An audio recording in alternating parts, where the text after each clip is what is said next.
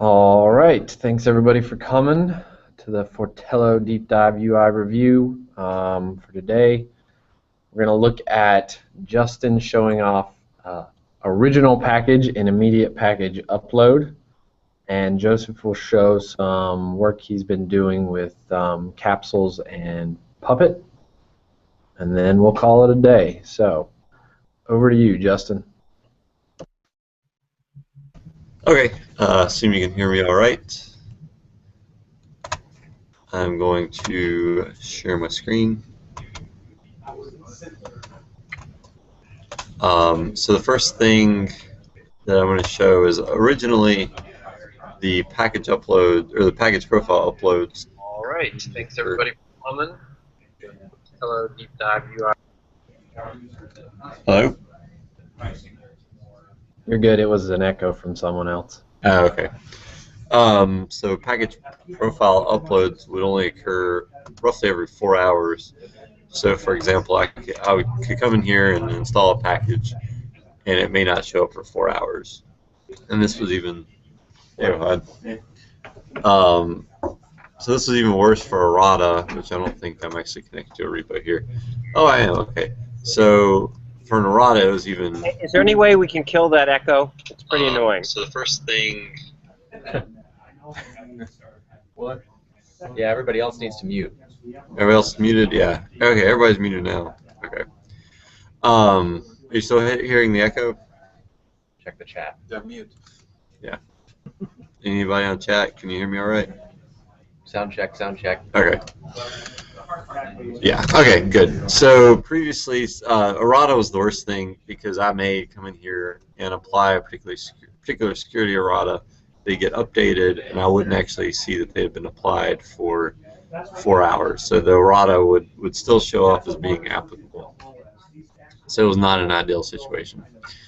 So I proceeded, as part of this, to make a extension to Fortello agent, just sort of a new Yum plugin.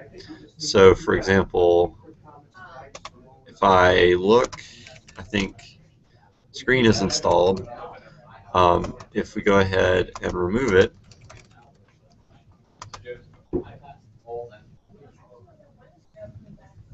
and this will only take a second. As soon as we go back to the package list, we'll actually see that it is not there. So we see Dynflow is telling us the screen was removed. And if we go back to the package, no longer there. And exactly the same if we were to install. And this is sort of gives us parity with Satellite 6 in this regard. 5. I mean 5, thank you, Mike. And Spacewalk, as they've had this more immediate upload after actions since the beginning of time. And so there it is back again. And since this is a Yum plugin, and I'll go into a more little technical talk, in Fortello agent now we have source Yum plugins and the main plugin. And as you can see, it's not a lot of code, mainly because it hooks into Subscription Manager, since it's actually uploading the package profile every 4 hours. So reusing that code to send it made the most sense. But since it is a Yum plugin, it actually happens on every package action. So if I come into the console and do a Yum remove screen,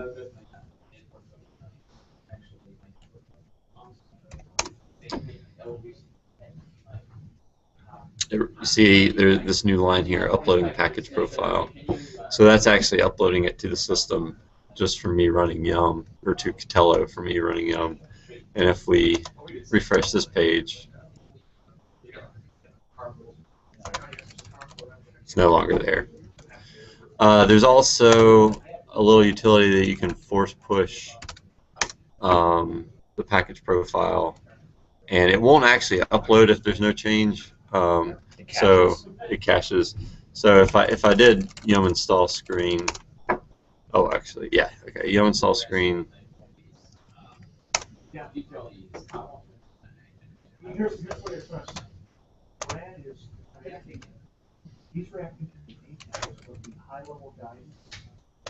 Yeah, okay, so it's there. If I were to use RPM to remove it, obviously that's not going to be uploaded to Fortello because it's outside of Yum, and there's not really anything to do about that. But if I run Fortello package upload, refresh. Oop, no longer there. And if in the repository, you can actually see the executable, and it's basically just loading that Yum plugin and calling a function in it. So it's very minimal as well.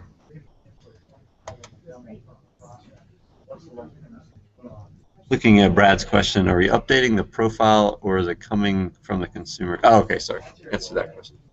Okay, if there's no more questions, I'll show the original package work.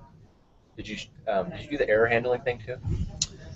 The error handling? So before, if you, I can't remember who did the patch, if you typed in a bad package name, it would not tell you what was wrong. Oh. So do an install on like ASDF. And then, This wasn't you? This was unrelated to this change. Yeah, somebody else fixed this, and I'm sorry to whoever fixed Oh, this. nice. But it now shows you the nice error message. Before it gave you something totally useless. So that's excellent. yes. Plus to whoever did Yeah. that. I figured you could show that while we were here. That may have been Brad. That's correct, Eric. We can't force that until we have remote action support. In most cases, with SAT5, you rarely needed to force it unless you were running manual RPM commands by hand, and that's not something that people do very often. It is nice to have a command to force it in case you do think something's wrong or whatnot. Yeah, there's no way to force it from the UI. You can actually force it from the UI in SAT5. I just remember that. You could force it from the web UI. Okay, now the second thing I was going to show is original packages, which is basically in SAT5 there's a workflow where you want a certain set of errata, but in order for that to actually make sense, you need all the packages that don't have an errata, which is sort of an odd thing to I guess show to the user. But so you start with all packages without an errata, which is basically the GA release of rel, and then you can layer errata on top of that. And that sort of helps you build an operating system with the errata that you want specifically. So if I come in here and create a view, I'll create a demo view.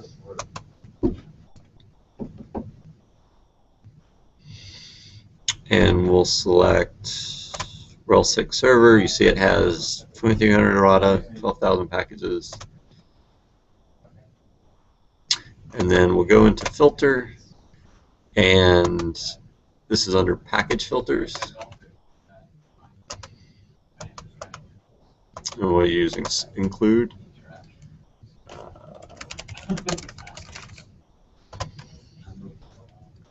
And then I can now select a new option here, include all packages with no errata. And then if I wanted to also create an errata filter, we'll do an errata by ID.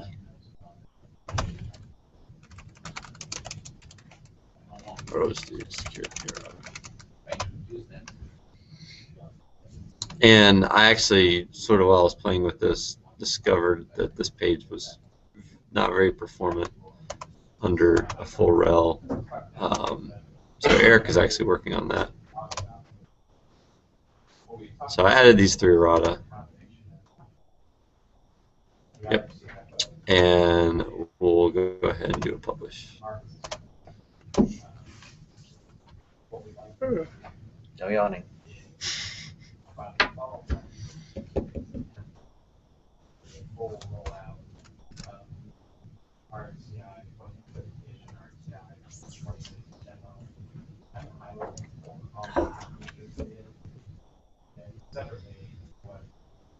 take a second. I think we may want to move this saving to a asynchronous I don't action. usually see it take that long just to hit the initial save. The way all the filtering works, Makes it longer. it makes it longer, which this uses the filtering pretty extensively. Yeah, that should be part of the job. Yeah. Well, and we can have it actually do the task creation asynchronously as well.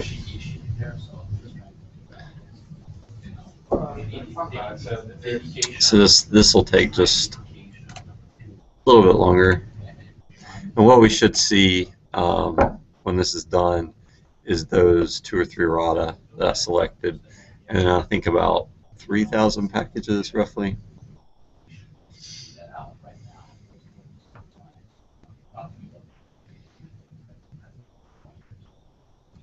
We also, I might follow this. Do you know, Mike, is there a bug about the package count not refreshing? No, there was, and it was verified. It needs to be reopened again because it's back. Okay. So if I just, refresh the page, I can see that there's 3,400 packages and then 3 errata.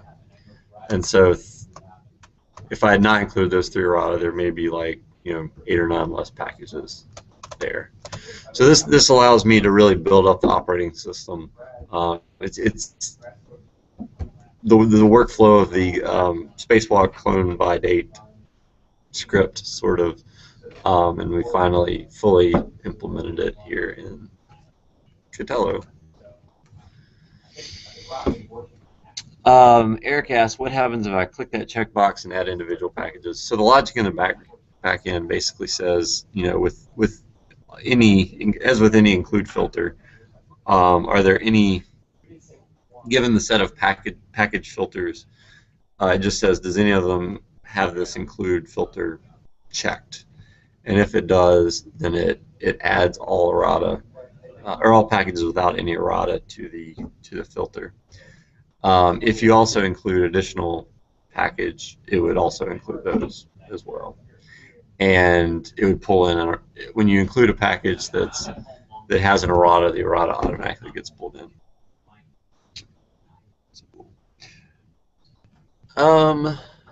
It's a good question, Brad. It's a parameter. I know if you do, oops.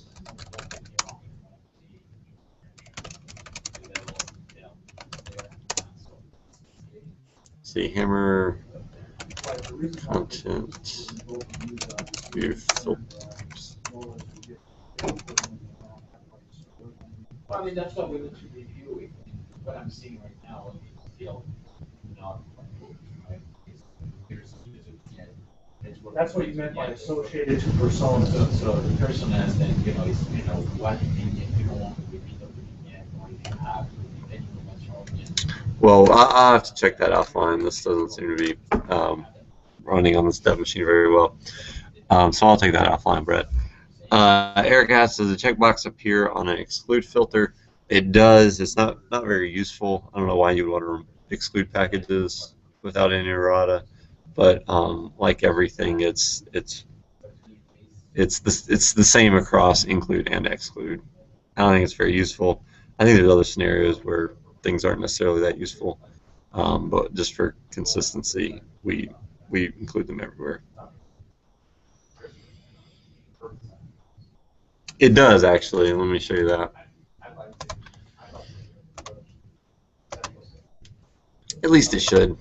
So if we come in and create an exclude package filter, yeah, see it says exclude all packages with no errata, whereas the other one said include all packages with no errata.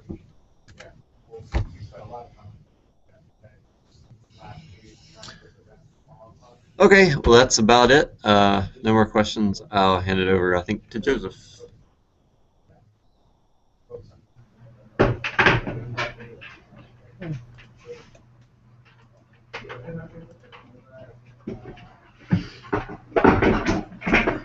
Hey, can everyone see my screen? Make sure I'm on the right screen because I have 2 screens. Yeah, you're good. Okay. So here we're looking at the smart proxy here in Forum, and see here I added a pulp feature in the back. By the way, this feature is not fully implemented. It's just for demo purposes. I added a pulp feature in the smart proxy, so it would show up here. So I added two. Excuse me, can I just come on? So I just added two pulp servers here, pulp 1 and pulp 2. If I click on one of them, we have a new tab here for lifecycle environments. And here, because I'm in the context of any context, I see here the parentheses, the organization. If I actually picked an organization, it would become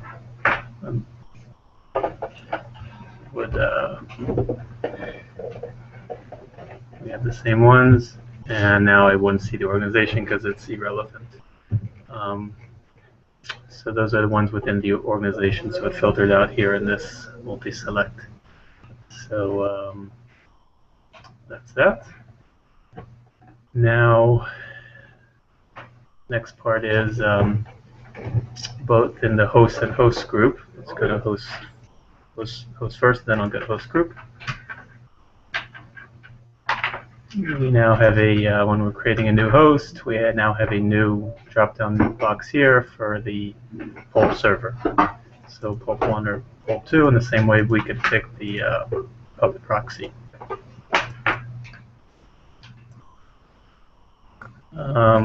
Likewise, in the host group, it's the same thing. But here they can be inherited. For example, here we have a host group called data servers. And it's on pulp 1. If I create a new host group,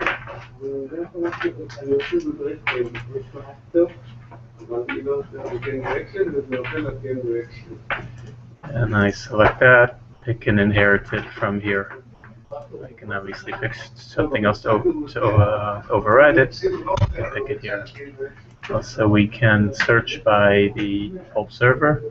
So if I pulp see pulp 1, I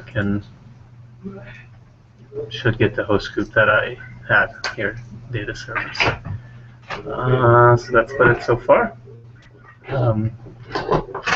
Brad asked, do we want to call that something other than pulp on the host group page? Yeah. So content source, Justin was saying, so I can of course update that. Any questions? This is the gist of the work in process. Hey, Joseph, it's David. Can you hear me? Yep, I can hear you. I mean, I see what we're doing here. You know, it's, I guess, in the upstream, maybe that works because we don't have any of the branding. But it seems to me the idea here, when we do a host group, is to point, you know, to point the host to its capsule, not to the pulp server. The pulp server is a service that is hosted by the capsule. Okay, I thought all right, so a capsule is a smart proxy, right? So they can be pointed to multiple capsules is what I understood, because as of today, this field isn't here, and it was my understanding, asking some of the team members, that I think it was Yvonne who said that once you have the the puppet capsule, then that is automatically the pulp capsule, or the pulp server. So I thought the idea was to separate it so you can have one for puppet, one for pulp. Right. Yeah, I mean, David, that's the case where you may have a capsule that has your puppet master on it, and then you may have a different capsule that has your pulp node. And so if you don't have these two choices, yeah, in a lot of cases they'll be the same, but because in order to remain flexible, because capsules can have multiple components running on them, for scalability, you may have it spread across various capsules and have your pulp nodes on some servers and your smart proxies on others. I mean, your puppet masters and others. You kind of have to have two choices. Yeah, Puppet CA is a good example. You're unlikely to probably deploy Puppet CA on every single capsule. Right. Yeah. kind of a similar situation. Well, the problem I have with this, though, is, I mean, it's, I mean, the capsule will have a fully qualified name, right? There will be a host. It will be installed. The customer will think of the capsule and a location. And now here, I need to. I mean, really, what I would like to see is we're in the host group. First of all, I'm a little confused why a host group. Why does the host group even have the Puppet CA and the Puppet Master in it? That's another thing, because Puppet CA and Puppet Master and Pulp, to me, have to do with a location somewhere in the data center. And a host group is something that is supposed to be portable across different locations. So, I mean, the way I think it should work is the host group should not even have Pulp, Puppet CA, or Puppet Master, nor should it have network. And then when I apply a host group to a location, the location informs it. It says, oh, you're at this location, so here are the things that are location specific. Here's the capsule or capsules that are at that location. And these are the services that the capsules have. Because what we have currently is what, feels like a big hairball. If I'm doing a host group that I deploy in 4 locations, then why am I telling it which pulp server to use? One thing I just want to mention, though, just to finish up the demo, that as part of this change, there used to be a media field here for the media location or the media URL. So that is currently hidden, that it would take it from the pulp server. So just wanted to add that one point. That was a change. So it used to be here, and now it's no longer there. Sorry to interrupt. Someone can answer David's question. Yeah, I mean, David, this is just, I mean, essentially following the same pattern that we already have. Unifying the way Puppet CA, Puppet Master, and now Pulp nodes work in relation to locations. I think that would fall into the same kind of scope of rethinking that if that's what we want to do. But for the short term here, this is we're just applying the same pattern that's already there for the existing solution and just extending it to offer the second choice. And while it is another knob you have to kind of tweak, I think that's all we can really do, at least for the immediate term. All right, so the problem is that if I put this in the host group, yep. Now the host group is saying, okay, whether you call it media install, which is URL, or your pulp node, the pulp node is associated with a URL, correct? It can be used to help us generate the URL for where the clients get their content, yeah. And when I looked at this, it says use this as the pulp server. Is this keyed off of the location? So, Joseph, if you change the location, does pulp 1 go away? Like if you switch your content, Joseph, to a different location that didn't have the pulp nodes in it? Yeah. Okay, then we have to go to host, because we're in host group. It's basically what locations are available. It's only the host form in which you actually select a organization and location for a particular host.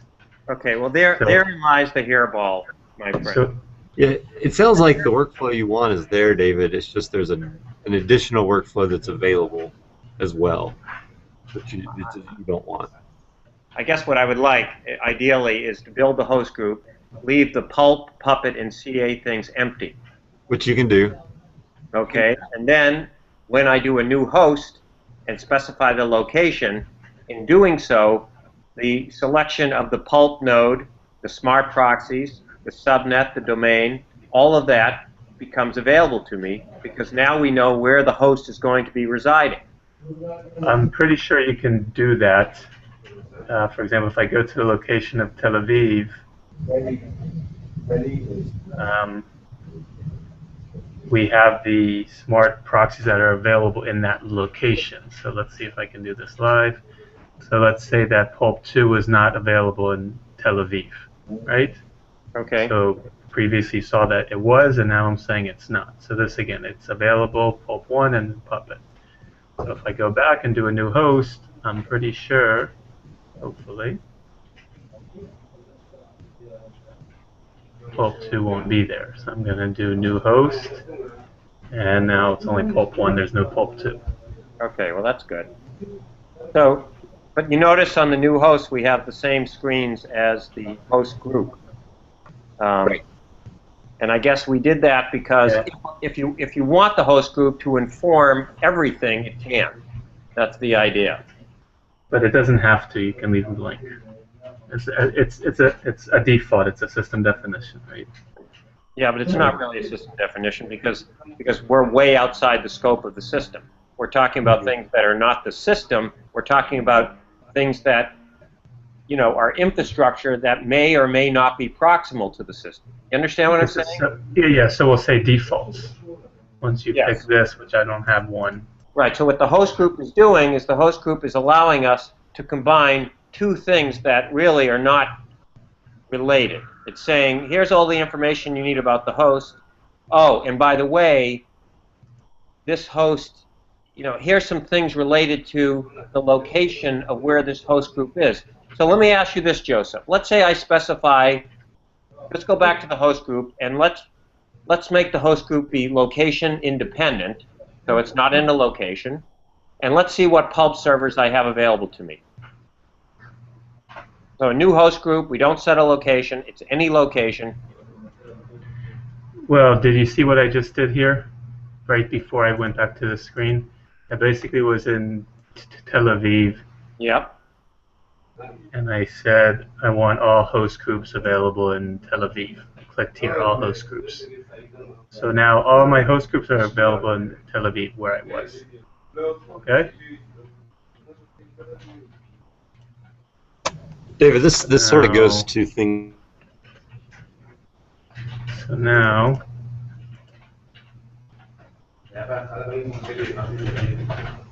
I have the host group here. That didn't automatically populate that, and I know why, because it's the Ajax variables is not defined for this here, so it didn't automatically populate it, but it would have. So what's the question again? The question was that if I have a host group and I do not assign it to a location, or I do not indicate where it can live, so it can live where. And then I go to the pulp section. What will I see under pulp? Nothing, right? We're in the host group, you're saying? Yes, create a We're host, editing a host group? a host group that is location independent. Create a new one. I don't care. When you say a host group that's location independent, it's Yeah. really the other way around. It's a location. Okay, so here, No, I'm creating a system definition whose okay, property, listen to me, Joseph, it's Yeah. whose property is such that it can be deployed anywhere. Okay? Then that means it's in all locations. It's not that it's in no locations, it's in all locations. right, it's an I like to think of it as it is location agnostic. Okay, Okay, so I say it's in all locations, fine. Let's put it in all locations. okay, And then I pick a pulp node, then I would assume I see all the pulp nodes. yeah, what you do here, Okay. 1 and 2. Okay, I see all the pulp nodes. Now let's pick the pulp node that's in Tel Aviv. Let's call it pulp 1, okay? Okay, that's fine. That's the one that's in Tel Aviv. Yep. Now what happens when I now want to deploy that host group in Brisbane? Will it fail? Deploy a host. I want to take a host that's in Brisbane and use this host group with it. What happens? I don't have Brisbane set up as a location, but let's see what we have. Okay, let me use a different location. Let me create one.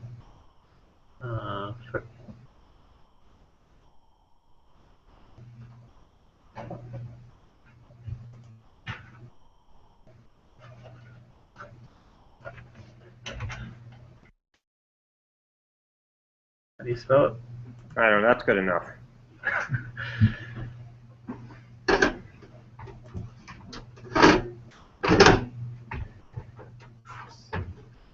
So we're saying Brisbane, we want, let's say, pulp 2?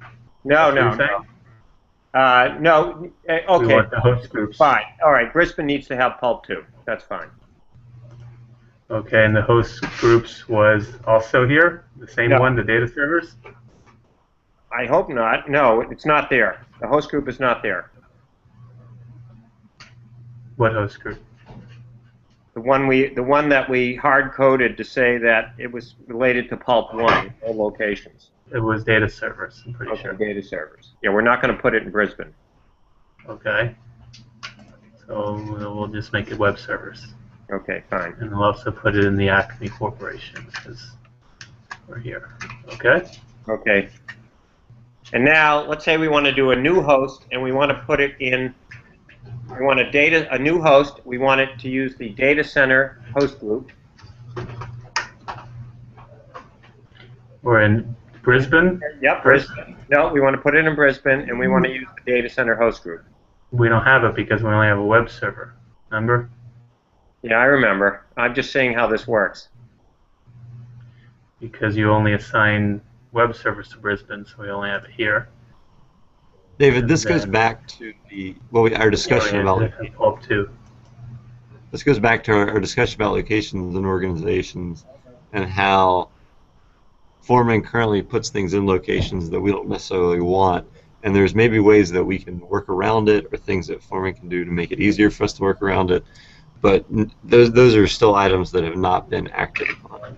So all this that you're seeing, it's all rooted back towards that discussion. Yeah. All right. I just want to confirm, how it worked. So we'll get the we're going to get the names on the fields here updated to be a little bit more appropriate. Yep. This is what we're going to see in the beta. Right. Right. I mean, you can see how really, how difficult this is for users to have to think about all these things. That everything, to me, I mean, I think everyone would agree, or maybe they don't agree because I don't never see any progress made, is that a host group should have nothing to do with location, period. I just don't know why a host group, which is a system definition, I can see it using the location for smart variables when it's deployed, but I don't see why a host group has to be explicitly put everywhere in every location. I think because David, you could possibly have a location with multiple puppet masters or multiple pulp nodes, and that's right. And so you would make that assignment at the time you do the new host. You'd go to new host, you pick the location for the new host, and then you would select from the available capsules at those locations. Or we'd have an algorithm to pick a capsule based on, some proximity thing. Right. Understood. I think we're getting a little beyond the scope of the deep dive, but I knew we would too. All right. Well, anyway, thanks for indulging me, Joseph. I appreciate it. You're welcome. This is miles ahead of where we are today, so this is very good, Joseph. Thank you.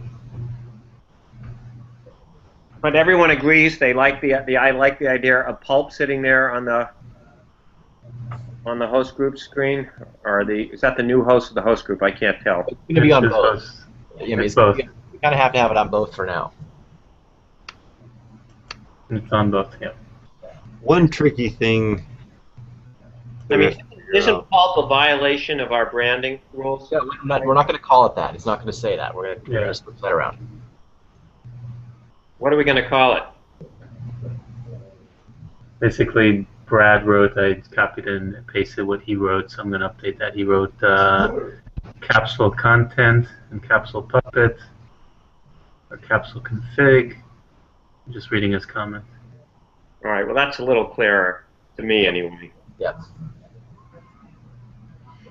Mm-hmm. Yeah.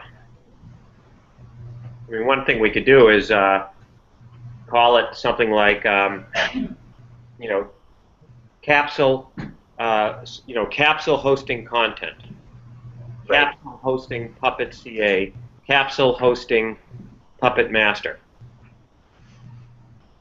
Yep. Okay. All right. I mean, that would make it easier to understand.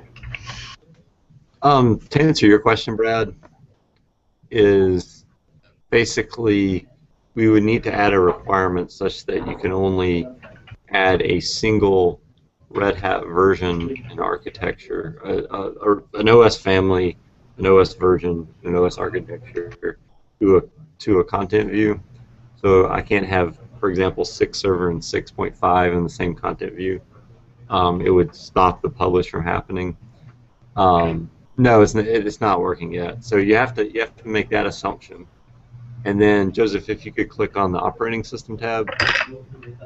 I don't know if you have an operating system. Yeah. Yeah, there's no media here. Okay. So then on the actual host, I think you can select the version, or maybe it's after you select the operating system. I don't remember. Basically, if they look for it. From the information that gets selected there, they select Red Hat and then 6.5. We can actually calculate the kickstart tree that they want to use, and then based on their pulp content, we can actually have them kickstart from the pulp node as well. So it means we wouldn't have to create installation media and manage all of that, and have it show up in the UI for the user to mess with and things like that. Right, I'm just showing a. Yeah, I think we should show the media that is used. Yeah, I agree with that, Brad. I'm just going to. This is just to show the current screen what I deleted in this PR. Hold on 1 second.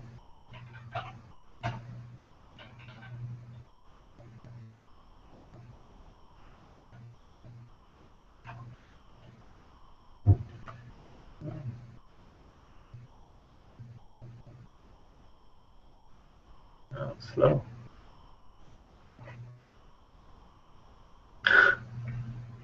Okay.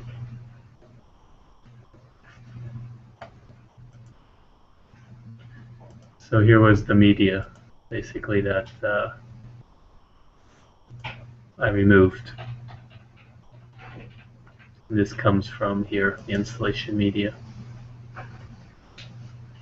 The door mirror, so it came from here. So this is the URL we previously used that has been eliminated here because it's going to calculate it from what's selected here.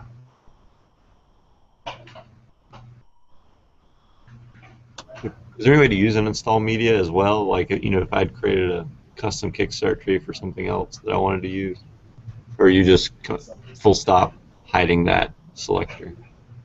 Hiding it. Basically, you're saying I don't want to use a pulp server. I want to use our old install media field. So, is there any conditions under which you're hiding it, or are you just? No, I just basically hit it. The Fortello engine, the Fortello plugin, just hit it. Okay. So. I could see maybe some condition that you want to override it, but that we could add that. Okay. Okay. Yep. Mainly in case someone wants to use. Right. They have a kickstart tree synced of something else that they want to use. Mm-hmm. Outside of Fortello. Okay. I think part of our goal with Fortello is to not necessarily stop workflows that people are already using with Foreman. At least that's one of my goals. Okay, so basically I could say once if a pulp server is selected or content capsule content server is selected, then to hide here. But if it's empty, to leave the media option here. Yeah, that's probably a good solution. Yeah. Okay. Hey, I'll make a note of that.